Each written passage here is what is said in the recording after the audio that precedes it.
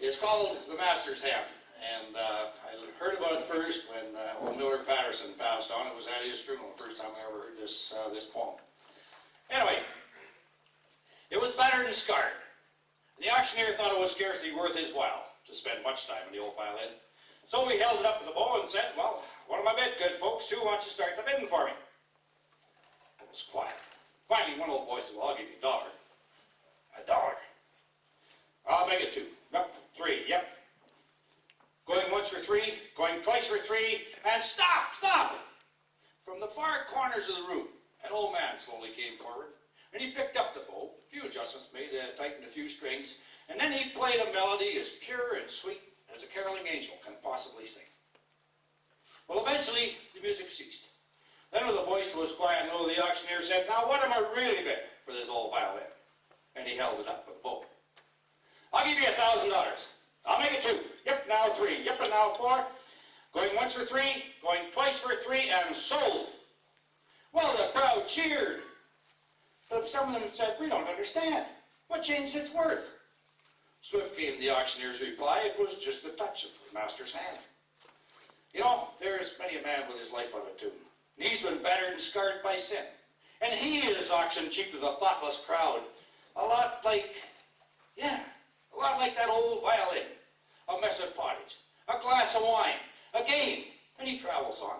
He's going once, he's going twice, he's going and he's almost gone, but the master comes. And the foolish crowd will never understand the worth of a soul, the change that's made just by the touch of the master's hand.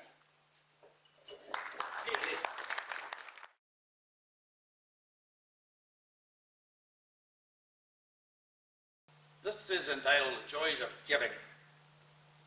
Life is not measured by the years that we live, but by the deeds that we do and the joys that we give. And every day as it comes gives a chance for each one to live life to the fullest. We should leave nothing undone. So then really, what does it matter how long that we live, if, as long as we live, we unselfishly give?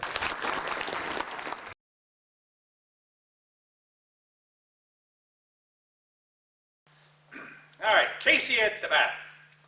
Well, the outlook sure wasn't very brilliant for the Mudville 9 that day. The score stood 4-2, but with 1 inning more to play. But then when Cooney died at first, and Barrows did the same, a sickly silence fell upon the patrons of that game. A straggling few got up to go in deep despair. But the rest clung to that hope eternal that beats within the human breast. They felt that if only Casey could get but one whack at that, why, they'd put up even money now, with Casey at the bat. But Flynn preceded Casey, as did Jimmy Blake. Now the former was a real loon, and the latter a piece of cake. And so upon the stricken multitude, grim melancholy sat. No, there sure didn't seem like very much chance of Casey getting up to bat. But Flynn let drive a single, to the wonder of the ball. And Blake, the much despised, tore the cover off the ball. And when the dust had settled and the crowd could see what had occurred, there was Jimmy safe at second, while Flynn was ahead in third. Well now, from the throats of 5,000, maybe more, there arose a lusty yell. It rattled in the valley, it rattled in the dell, it knocked against the mountains, and it recoiled in the flat, for, yes, Casey. Yep, mighty old Casey was advancing to the bat. Well, there was ease in Casey's manner as he stepped into his place. There was pride in Casey's bearing and a smile on Casey's face.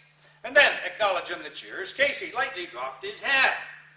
Not a stranger in the crowd would doubt. Yes, it was Casey at the bat.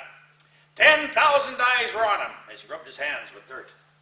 5,000 tongues that applauded as he wiped them on his shirt. And while the writhing pitcher screwed the ball into his hip, defiance gleamed on Casey's face. A snarl curled Casey's lip. And then the leather-covered sphere came a-hurtling through the air. But Casey stood a-watching it in a haughty grandeur there. Close by the sturdy batsman, the ball unheeded sped. Not my style, says Casey. Strike one, the umpire says. Kill him, kill him, kill that umpire, shouted someone from the stands.